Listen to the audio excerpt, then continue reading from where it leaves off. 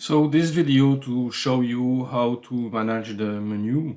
So let us say that I come in the POS. First step that I wanted to show you is if the POS type doesn't come up, you go to the POS type and probably you have to link the user.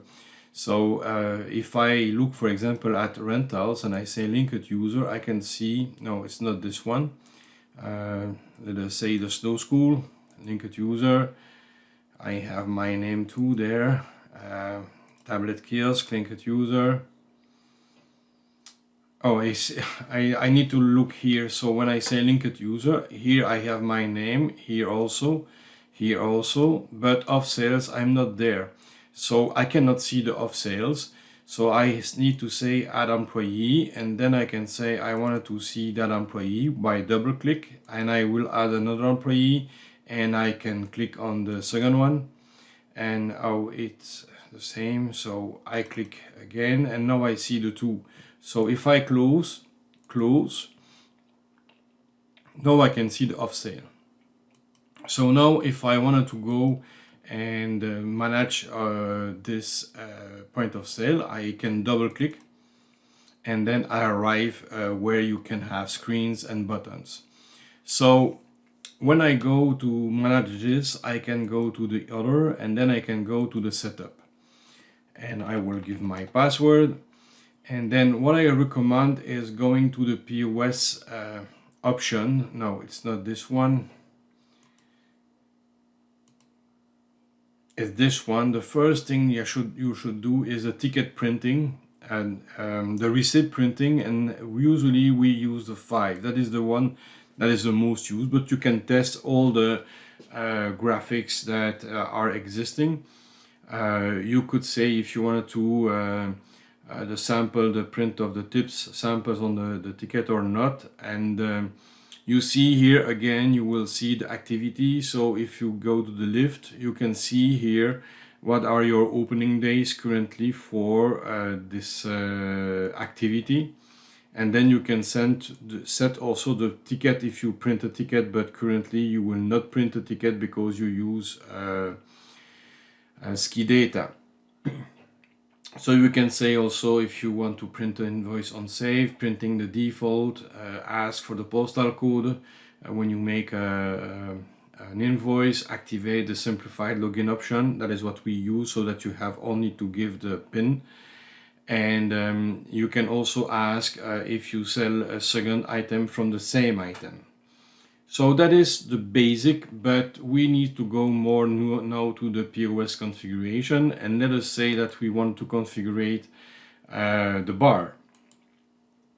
So the first thing that we have to create are the screens. So I will say new, and I will say that is the bar because it's here already said, and I will say at the bar it will be alcohol, for example. So it's the display order the first.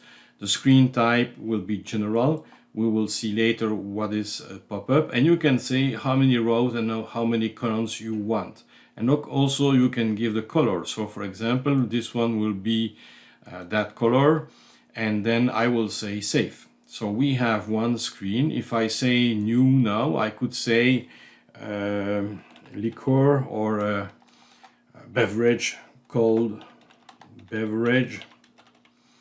It's 2 is general, and we will say that we want the color that is red, and I say okay, and I say save. So I have now 2. If I am in the alcohol, I can go to the item configuration, and here it's something simple for the begin that we will do. We could select, you see we have 6 columns and 5 rows. I could select this button, and I could say I wanted to link it to one product, and I can say here it's the product this one, because I don't have enough products. So I can even change the price, because perhaps you wanted to sell that product at another price than the basic price at that POS type.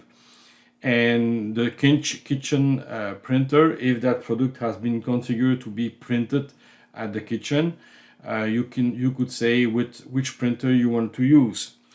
So If I say save, I have a lot more options that we will see later that are not immediately needed for you currently. And then I can say I can make 2-3 other buttons. Also, I can change the color of my button. I can change also the name. So let us say I wanted to go a little bit further and we'll use that color.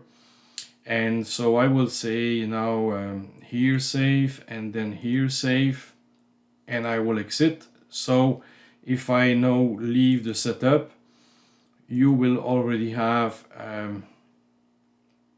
here yes, I am not.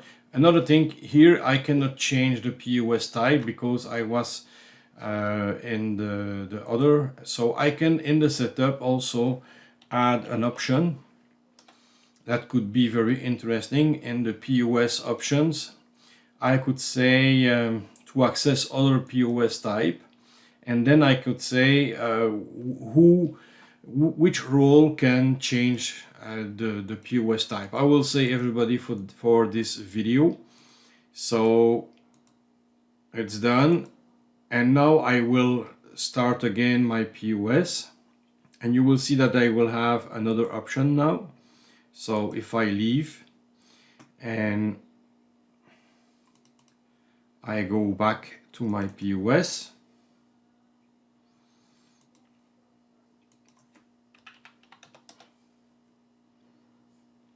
so I will say, for example, cafe, and then I can go to the other, and I have now a POS type selection, and I can go now to the bar.